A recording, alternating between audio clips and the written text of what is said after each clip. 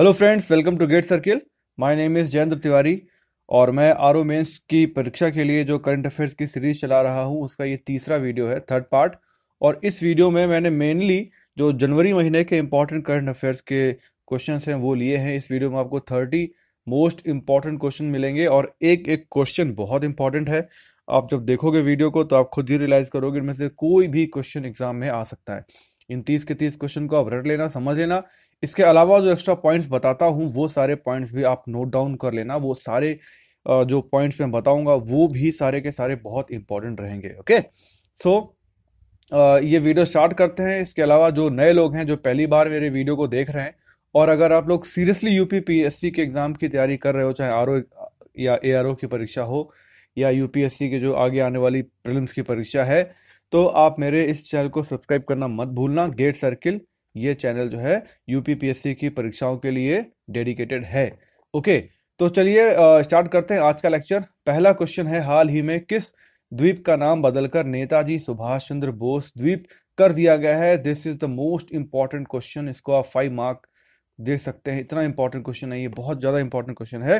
किस द्वीप का नाम, किस आइलैंड का नाम बदलकर नेताजी सुभाष चंद्र बोस द्वीप रख दिया गया है? इसका नाम है रॉस द्वीप। ठीक है, एक्चुअली 3 जो आइलैंड है उनके नाम बदले गए हैं, और ये अंडमान के जो 3 आइलैंड है ना, वो कौन कौन से हैं और उनके नए नाम क्या है, वो तीनों आपको याद रखना है। तो ये जो एक तो आपका रॉस द्वीप हो गया, इसका नाम रख दिया गया है नेताजी सुभाष चंद्र बोस। ठीक है, तीसरा है नील द्वीप। नील द्वीप का नया जो नाम है वो रखा गया है शहीद द्वीप। ठीक है, शहीद द्वीप। और इसके अलावा जो तीसरा है हैवलॉक द्वीप है, जो हैवलॉक आइलैंड है, हैवलॉक आइलैंड। ठीक है, इसका नाम बदल कर रख दिया गया स्वराज द्वीप। ओके, तो ये तीनों के तीनों इंपॉर्टेंट है, इनमें से कोई भी पूछा जा सकता है। ओके, सो रॉस द्वीप, नील द्वीप और हैवलॉक द्वीप, इन तीनों के नाम आप इसको एकदम अच्छे से याद कर लीजिएगा। All 3 are very important. Then question number 2, ये बहुत इंपॉर्टेंट है। रेलवे बोर्ड के नए अध्यक्ष कौन बने हैं? देखो ये क्वेश्चन मैंने कहीं पे आई थिंक ऐसा एक्स्ट्रा पॉइंट बताया था। ठीक है, तो उस समय मैंने बताया था अश्विनी लोहानी, ये पार्ट 1 में ही बताया था। मैंने कुछ रेलवे के बारे में बात करी थी, उसमें एक्स्ट्रा पॉइंट में बताया था पार्ट 1 में। रेलवे जो बोर्ड है उसके नए अध्यक्ष अब बन गए हैं विनोद कुमार यादव। ठीक है, इसके पहले थे अश्विनी लोहानी, उस वक्त मैं अपडेट नहीं था, इट वॉज माई फॉल्ट। ठीक है, ये पिछले वाले थे अश्विनी लोहानी, और अब हैं विनोद कुमार यादव, वाई के यादव, नए रेलवे बोर्ड के नए अध्यक्ष हैं। ठीक है, देन वर्ष 2018 में सबसे ज्यादा विकेट किस गेंदबाज ने लिए हैं? जसप्रीत बुमराह इंडिया के फास्ट बॉलर हैं और इन्होंने 78 विकेट लिए पूरे साल में। तो ये एक इंपॉर्टेंट क्वेश्चन हो सकता है क्योंकि काफी बड़ा अचीवमेंट है एक इंडियन फास्ट बॉलर के लिए। ठीक है, इसके अलावा जो नंबर 2 पर है वो साउथ अफ्रीका के बॉलर हैं कसिगो रबाडा। ठीक है, कसिगो रबाडा, इन्होंने 77 विकेट्स लिए हैं, ये साउथ अफ्रीका के लिए खेलते हैं। Then question number 4, very important question, very very important question, most important question, बहुत ज्यादा इंपॉर्टेंट क्वेश्चन है ये।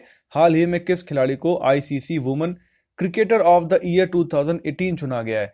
ठीक है, महिला खिलाड़ियों की बात हो रही है और ये स्मृति मंधाना है, इंडिया की ओपनर बैट्समैन है। ओके, लेफ्ट हैंड प्लेयर है ये। स्मृति मंधाना ने बहुत ही अच्छा परफॉर्म किया है इस पूरे साल में 2018 में। ठीक है, तो इनको याद रखिएगा, Smriti Mandhana. Then question number 5, हाल ही में कौन सा देश यूनेस्को से अलग हो गया है? It's very important question, it's again most important question. ठीक है, तो यूनेस्को एक संस्था है जो क्या करती है, ऐतिहासिक तथा सांस्कृतिक धरोहर है, जो विरासत है, जो स्थल है, उनका संरक्षण करती है। ठीक है, यूनेस्को। तो इससे जो है अमेरिका और इजराइल दोनों देश अलग हो गए हैं, और इनका आरोप क्या है यूनेस्को के ऊपर कि ये जो संस्था है यूनेस्को, ये इजराइल के साथ पक्षपात करती है। इसका जो रुख है वो इजराइल विरोधी है, इसलिए इजराइल अलग हो गया। और अमेरिका चूंकि इजराइल को काफी सपोर्ट करता है तो अमेरिका ने भी विड्रॉ कर लिया है। अब दिक्कत यह है कि यूनेस्को की जो फंडिंग है, पूरी की पूरी फंडिंग में से 1/5 जो उसका 5वां हिस्सा है वो अमेरिका से आता है। तो अब जो है, और उन्हीं पैसों का यूज करती है तमाम सारे जो विश्व की जो विरासत हैं, धरोहर हैं, सांस्कृतिक विरासत है, ऐतिहासिक जो प्लेसेस हैं, तो उन सब का संरक्षण करने में पैसा जरूर लगता है। उनमें से 1/5 आता है अमेरिका से। ठीक है, तो ये एक प्रॉब्लम हो जाएगी। इसके अलावा ये जो यूनेस्को है इसका हेडक्वार्टर कहाँ पर है? पेरिस में। फ्रांस की जो कैपिटल है पेरिस, यहाँ पर इसका हेडक्वार्टर है। 1946 में यूनेस्को की स्थापना की गई थी। ओके, देन हम अगला क्वेश्चन देखेंगे, क्वेश्चन नंबर 6। भारत सरकार ने किस राज्य को चक्रवात गाजा से प्रभावित लोगों के लिए 1146 करोड़ रुपए की मंजूरी दी है? ठीक है, अगर आपको पता होगा कि गाजा साइक्लोन कहाँ पर आया था, तमिलनाडु में आया था, मुख्य रूप से इसने तमिलनाडु को ही प्रभावित किया था, तो वहां के लोगों के लिए 1146 करोड़ रुपए दिए गए हैं तमिलनाडु के लिए। ओके, देन क्वेश्चन नंबर 7 है, हाल ही में किसे नया मुख्य सूचना आयुक्त नियुक्त किया गया है? Okay, this is also a very important question, most important question once again. तो ये जो है मुख्य सूचना आयुक्त नियुक्त किए गए हैं सुधीर भार्गव। ठीक है, सुधीर भार्गव को मुख्य सूचना आयुक्त नियुक्त किया गया है। केंद्रीय सूचना आयोग का गठन कब किया गया था? 2005 में। ठीक है, आरटीआई एक्ट जो था उसके अंतर्गत इसकी स्थापना करी गई थी, आरटीआई एक्ट के अंतर्गत। ठीक है, केंद्रीय सूचना आयोग की। ओके, क्वेश्चन नंबर 8, वर्ष 2018 तक कितने राज्यों में 100% 100% विद्युतीकरण पूरा कर लिया गया है? वर्ष 2018 के अंत तक कितने राज्यों में 100% विद्युतीकरण कर लिया गया है, इलेक्ट्रिफिकेशन कर लिया गया है? 25 राज्यों में 100% विद्युतीकरण कर लिया गया है। ठीक है, तो जो है हमारे टोटल राज्य कितने हैं? 29। तो 29 में से 4 स्टेट्स ऐसे हैं, 4 राज्य ऐसे हैं जहां पर अभी तक 100% जो इलेक्ट्रिफिकेशन का लक्ष्य था। किस योजना के अंतर्गत? ये भी एक इंपॉर्टेंट क्वेश्चन है। सौभाग्य योजना के अंतर्गत। ठीक है, सौभाग्य योजना के अंतर्गत ये टारगेट फिक्स किया गया था। तो उसमें से भी 4 स्टेट्स हैं जिनका विद्युतीकरण नहीं हुआ है कंप्लीट। वो 4 कौन कौन से, ये भी बहुत इंपॉर्टेंट हो जाता है। तो आपका ए से हो गया आपका आसाम, पहला राज्य है। इसके बाद दूसरा मिलेगा आपको मेघालय। ठीक है, मेघालय। देन तीसरा मिल जाएगा राजस्थान। राजस्थान में भी अभी तक 100% इलेक्ट्रिफिकेशन का टारगेट अचीव नहीं किया गया है।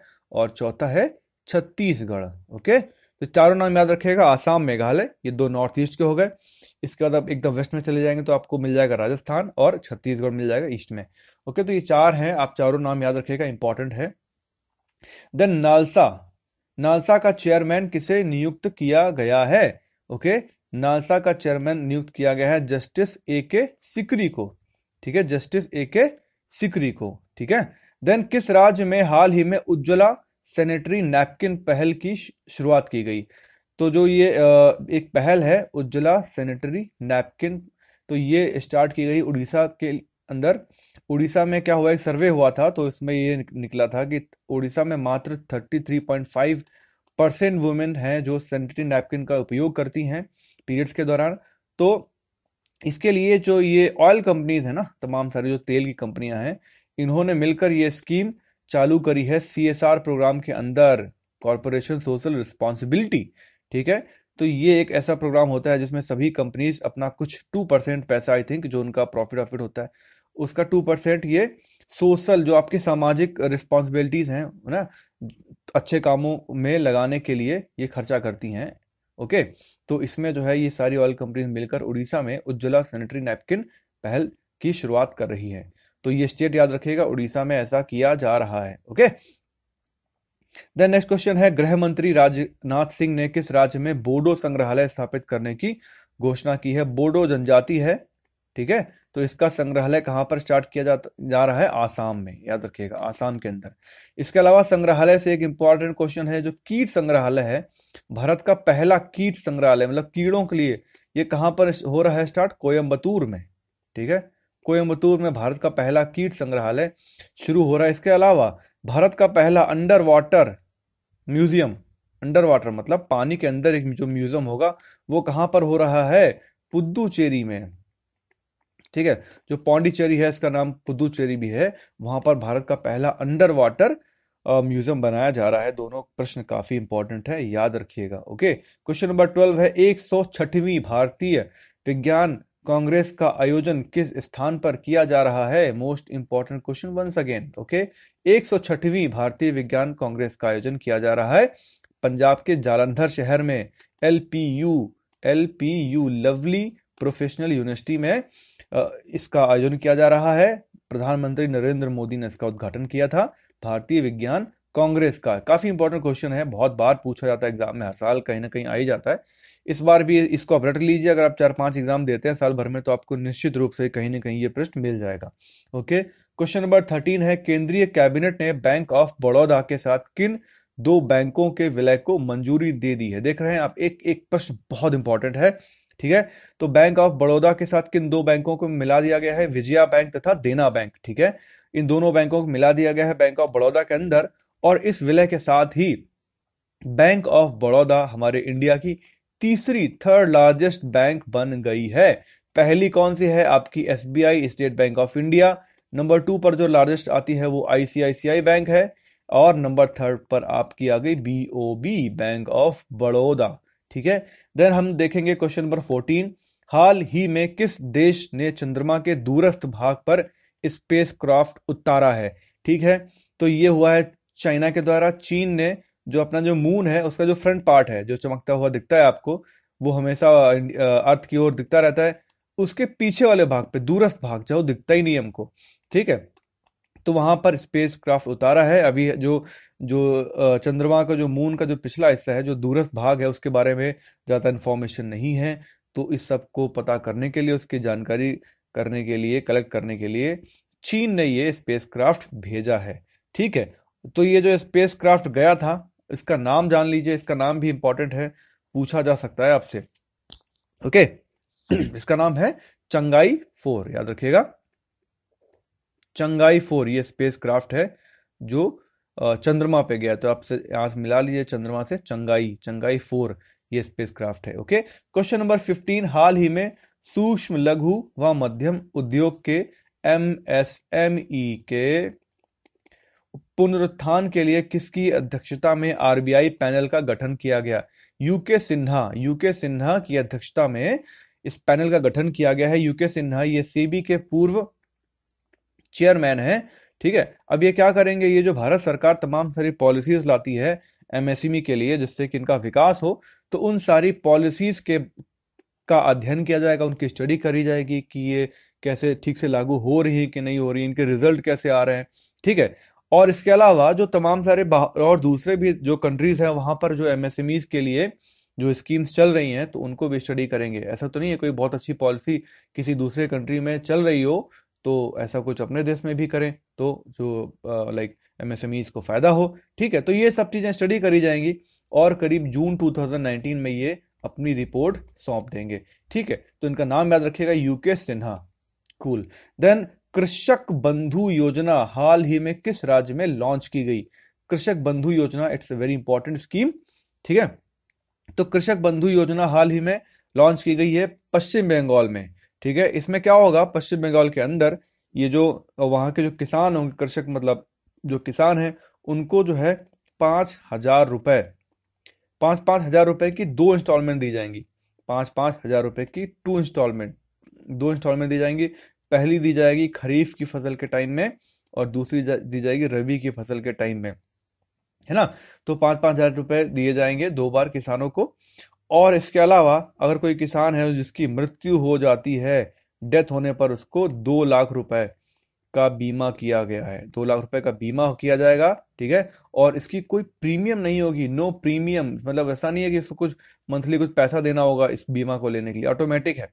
ठीक है, आप कृषक बंधु योजना में एनरोल हो जाएंगे तो आपको 5,000 रुपए की 2 इंस्टॉलमेंट, मतलब साल में 10,000 रुपया मिलेगा।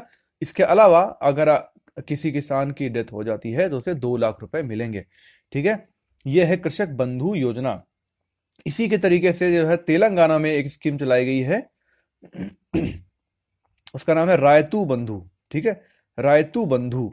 ठीक है, ये तेलुगु वर्ड है रायतू, इसका मतलब भी होता है किसान, कृषक, रायतू बंधु। इसमें भी जो है इस फिक्स पैसा दिया जाएगा, करीब 4,000 रुपए हर किसान को दिए जाएंगे सालाना, है ना। रायतू बंधु। ऐसे रायतू बीमा, वहां पे एक और स्कीम है रायतू बीमा, उसमें जो है किसानों को 5 लाख का बीमा दिया जाएगा, रायतू बीमा। ठीक है, रायतू बंधु एक ही टाइप की स्कीम है। ओके, ठीक है, आगे देखेंगे क्वेश्चन नंबर 17 है, 1 जनवरी से किस देश ने बड़ी प्रौद्योगिकी कंपनियों पर गाफा कर लगाया है? ठीक है, ये फ्रांस ने लगाया है गाफा टैक्स। गाफा टैक्स क्या है? GAFA। ठीक है, लिख रहा हूं मैं यहां पर already. G for Google, A for Apple, F for Facebook and A for Amazon. तो ये 4 कंपनीज हैं, इनके ऊपर जो है गाफा टैक्स लगा दिया गया है फ्रांस ने। देन 18वां क्वेश्चन, हाल ही में माउंट विंसन पर चढ़ने वाली पहली दिव्यांग महिला कौन है? Once again a very important question, most important question. Arunima Sinha ये जो है माउंट विंसन पर चढ़ने वाली पहली दिव्यांग महिला बन गई हैं। और अरुणिमा सिन्हा इसलिए भी बहुत महत्वपूर्ण है क्योंकि अरुणिमा सिन्हा 2013 में माउंट एवरेस्ट पर चढ़ने वाली पहली दिव्यांग महिला थी। तो उस साल भी ये काफी ज्यादा इंपॉर्टेंट थी, है ना। तो इस साल भी ये काफी इंपॉर्टेंट हो गई हैं क्योंकि अब इन्होंने माउंट विंसन पर भी चढ़ाई कर ली है और पहली दिव्यांग महिला बन गई हैं। माउंट विंसन कहाँ पर है? ये जो है आपके आर्कटिक की जो सबसे ऊंची चोटी है, आर्कटिक महाद्वीप की सबसे ऊंची चोटी है माउंट विंसन। ओके, इसलिए ये बहुत ज्यादा इंपॉर्टेंट है। इसके बाद क्वेश्चन नंबर 19 देखेंगे। हाल ही में कौन सा देश संयुक्त राष्ट्र सुरक्षा परिषद का अस्थायी सदस्य बना है? ओके, तो दक्षिण अफ्रीका संयुक्त राष्ट्र सुरक्षा परिषद UNSC, United nation security council का अस्थायी सदस्य बन गया है। अस्थायी सदस्य का मतलब है 2 साल के लिए, 2 वर्ष के लिए ये उसका मेंबर रहेगा। एक्चुअली यूएनएससी है जो उसके 15 मेंबर होते हैं, 15 सदस्य होते हैं। एक तो है आपकी स्थायी कैटेगरी परमानेंट और दूसरा है अस्थायी। ठीक है, तो इन 15 मेंबर्स में से 5 होते हैं जो स्थायी हैं और 10 होते हैं जो अस्थायी हैं। ये तमाम सारे महाद्वीप हैं, उन पे उनका कोटा निश्चित है, वहां से ये 2 सालों के लिए चुने जाते हैं और 2 सालों में ये रोटेट होते रहते हैं। तो अभी दक्षिण अफ्रीका को ऐड किया गया है, ठीक है, और दक्षिण अफ्रीका को ऐड किया गया है और 2 साल के लिए ये यूएनएससी के अस्थायी मेंबर रहेंगे, टेम्परेरी मेंबर। अब ये जो 5 सदस्य हैं ये कौन से हैं आपको निश्चित रूप से पता होंगे, है ना। यूएसए है, यूके है, ठीक है, इसके बाद फ्रांस है, देन रशिया है एंड चाइना है। ये 5 जो है ये जो स्थायी मेंबर हैं इनके पास वीटो पावर रहती है। वीटो का मतलब क्या है? अगर किसी मुद्दे पर कोई मतलब कोई एक मुद्दा है, उनमें से अगर कोई एक भी कंट्री, इन 5 में कोई एक भी कंट्री उस पर मना कर देता है तो वो मुद्दा पारित नहीं होता और इसी पावर को बोलते हैं वीटो पावर। ठीक है, क्वेश्चन नंबर 20 है, हाल ही में पाकिस्तान में किस हिंदू धार्मिक स्थल को राष्ट्रीय घोषित किया गया है? ठीक है, तो पाकिस्तान के पेशावर में पंज तीरथ नामक एक धार्मिक स्थल है, इसको राष्ट्रीय धरोहर घोषित कर दिया गया, राष्ट्रीय स्थल घोषित कर दिया गया है पंज तीरथ को। ठीक है, ये इंपॉर्टेंट क्वेश्चन पूछा जा सकता है। अब पाकिस्तान से ही एक दूसरा क्वेश्चन है, पाकिस्तान का नया मुख्य न्यायाधीश किसे नियुक्त किया गया है? ओके, तो ये है आसिफ सईद खोसा। आसिफ सईद खोसा को पाकिस्तान का नया मुख्य न्यायाधीश नियुक्त किया गया है। इसी के साथ में ही नेपाल में भी मुख्य न्यायाधीश नियुक्त किए गए हैं। क्या आप मुझे उनका नाम बता सकते हैं? नेपाल के नए मुख्य न्यायाधीश का नाम क्या है? कमेंट में लिखकर मुझे इनका आंसर करिएगा, नहीं तो फिर मैं नेक्स्ट वीडियो में आपको इनका आंसर बताऊंगा। क्वेश्चन नंबर 22 है, केंद्र सरकार ने केरल के किस शहर में शास्त्रीय भाषा केंद्र की स्थापना को मंजूरी दी है? त्रिचूर में ऐसी मंजूरी दी गई है केंद्र सरकार के द्वारा। क्वेश्चन नंबर 23, संयुक्त राष्ट्र के द्वारा पहला विश्व ब्रेल दिवस कब मनाया गया? It's very important question, most important question है, कहीं ना कहीं निश्चित रूप से पूछा जाएगा। ओके, क्योंकि ये यूनाइटेड नेशंस के द्वारा मनाया गया है विश्व ब्रेल दिवस, पहला ब्रेल दिवस है, ये मनाया गया है 4 जनवरी को। ठीक है, ये बहुत ज्यादा इंपॉर्टेंट क्वेश्चन है, बार बार बोल रहा हूँ, इसे रट लेना एकदम से ये डेट। ठीक है, डे वाले क्वेश्चन आजकल बहुत पूछे जा रहे हैं यूपीएससी में, यूपीपीएससी में सॉरी। तो ये जो है विश्व ब्रेल दिवस 4 जनवरी को मनाया जाता है। ये जो ब्रेल लैंग्वेज है ये क्या होती है? जो दृष्टिहीन होते हैं, ब्लाइंड लोग होते हैं, उनके लिए एक उनकी लैंग्वेज है चीज़ों को पढ़ने की। तो जब वो ब्रेल लिपि में कुछ लिखा होता है तो वो उंगलियों से छू कर उसको पढ़ लेते हैं, समझ लेते हैं। ठीक है, तो ये जो ब्रेल लैंग्वेज है इसका आविष्कार किसने किया था? इसका आविष्कार किया था लुइस ब्रेल ने। ठीक है, ये भी इंपॉर्टेंट हो जाता है इसी के साथ। तो लुइस ब्रेल ने ये ब्रेल लिपि का आविष्कार किया था। कब किया था? 15 साल की उम्र में, 15 साल के थे ये जब इन्होंने ब्रेल लिपि का आविष्कार किया था। ठीक है, 1824 में, 1824 में 15 साल की अवस्था में लुइस ब्रेल ने इस लिपि का आविष्कार किया था। ठीक है, तो इतना आप समझ लीजिए, इंपॉर्टेंट चीजें मैंने आपको बता दी हैं। Question number 24, once again very important question. Swachh Survekshan 2019 में कितने शहरों को शामिल किया जाएगा? देख लो भैया, स्वच्छ सर्वेक्षण जो है, इससे कुछ भी चीज जो है इंपॉर्टेंट हो जाती है। ओके, तो 4000 शहरों को इसमें सम्मिलित किया गया है इस साल 2019 के सर्वेक्षण में, 4000 सिटीज को।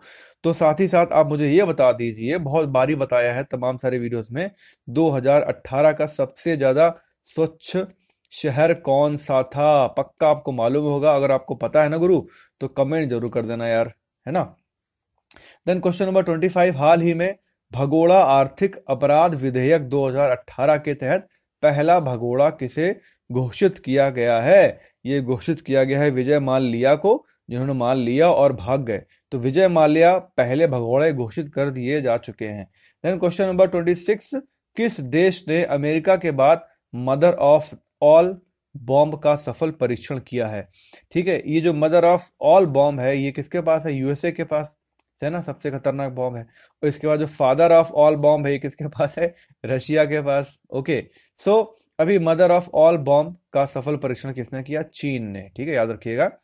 देन क्वेश्चन नंबर 27, कोयले का अवैध खनन रोकने में विफल होने पर एनजीटी नेशनल ग्रीन ट्रिब्यूनल ने किस राज्य पर 100 करोड़ रुपए का जुर्माना लगाया है? ठीक है, मेघालय के ऊपर 100 करोड़ रुपए का जुर्माना लगाया है एनजीटी ने। कोयले के अवैध खनन को रोक नहीं पाया है ये राज्य, इसके लिए। साथ ही साथ पिछले वीडियो में ही मैंने बताया था, एनजीटी ने 25 करोड़ रुपए का जुर्माना लगाया है दिल्ली के ऊपर, है ना। क्यों? पॉल्यूशन को ना रोक पाने के लिए, प्रदूषण को नहीं रोक पाने की वजह से 25 करोड़ का जुर्माना लगाया दिल्ली सरकार के ऊपर। ठीक है, एनजीटी नेशनल ग्रीन ट्रिब्यूनल, इनके अध्यक्ष कौन है? एनजीटी के अध्यक्ष कौन है? आदर्श कुमार गोयल। आदर्श कुमार गोयल। ओके, राष्ट्रीय हरित प्राधिकरण। ओके, क्वेश्चन नंबर 28 देखेंगे। स्वच्छ सर्वेक्षण 2018 के अनुसार अपशिष्ट कचरा प्रबंधन, सॉलिड वेस्ट मैनेजमेंट किस राज्य की राजधानी में सबसे अच्छे से किया जाता है?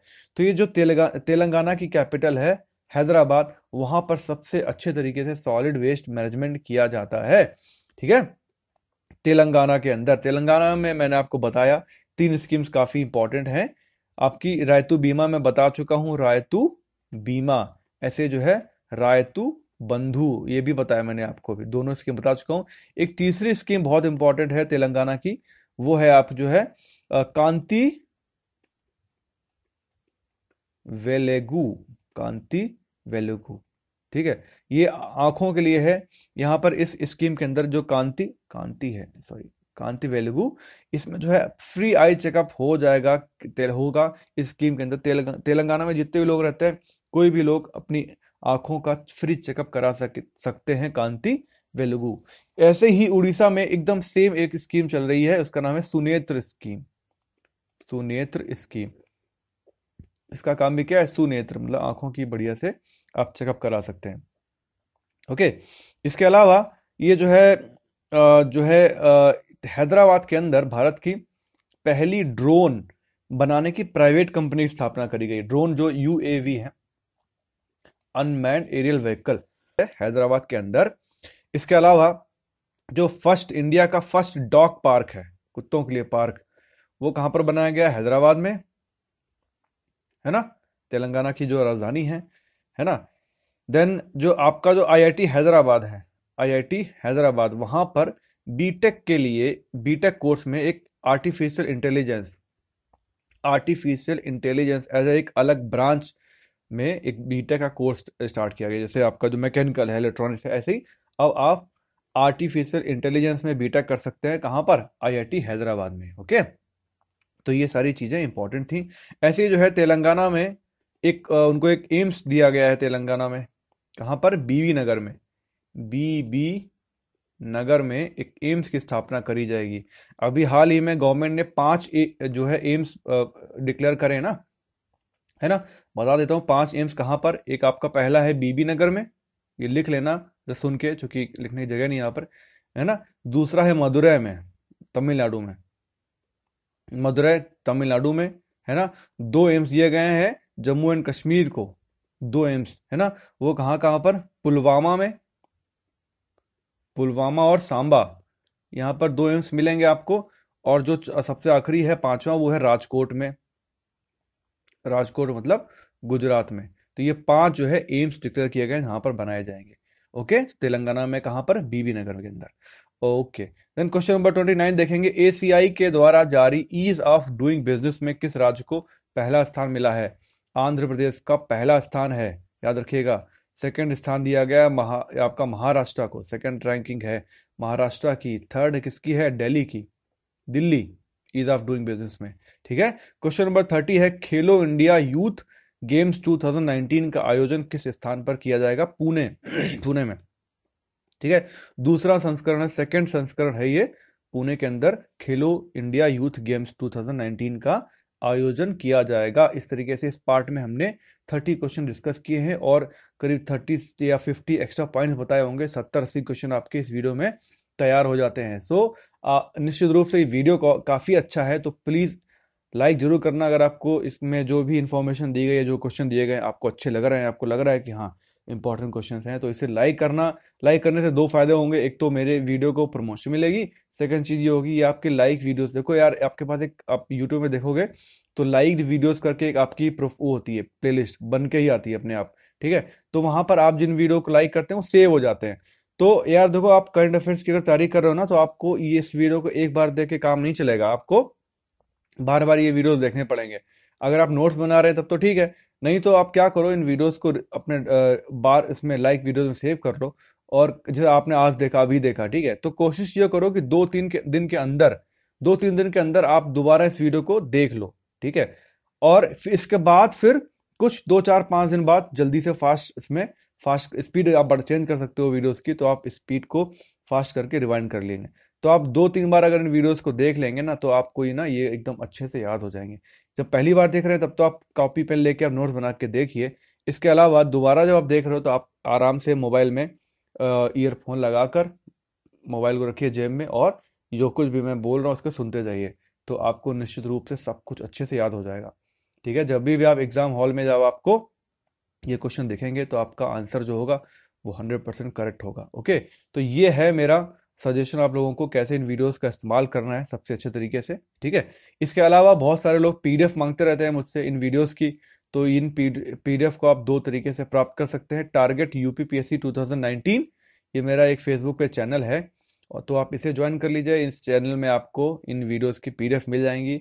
या दूसरा तरीका है टेलीग्राम चैनल ज्वाइन करने का। आप गेट सर्किल डालिए सर्च बॉक्स में, तो वहाँ पर आपको ये मेरा ग्रुप मिल जाएगा, चैनल गेट सर्किल ऐसे करके यूपीपीएससी लिखा होगा, तो आप उसे ज्वाइन कर लीजिए। ओपन है, आप डायरेक्ट ज्वाइन कर सकते हैं, किसी लिंक विंक की जरूरत नहीं है। ओके, तो आप उसे ज्वाइन कर लीजिए, वहाँ पर भी आपको ये सारी पीडीएफ मिल जाएंगी, पुरानी पीडीएफ भी मिल जाएंगी। ओके, और अगर आप सीरियस होकर यूपीपीएससी की परीक्षाओं की तैयारी कर रहे हैं तो आप मेरे चैनल को सब्सक्राइब कर लीजिए, आपको ऐसे ही अच्छे अच्छे वीडियोस मिलते रहेंगे।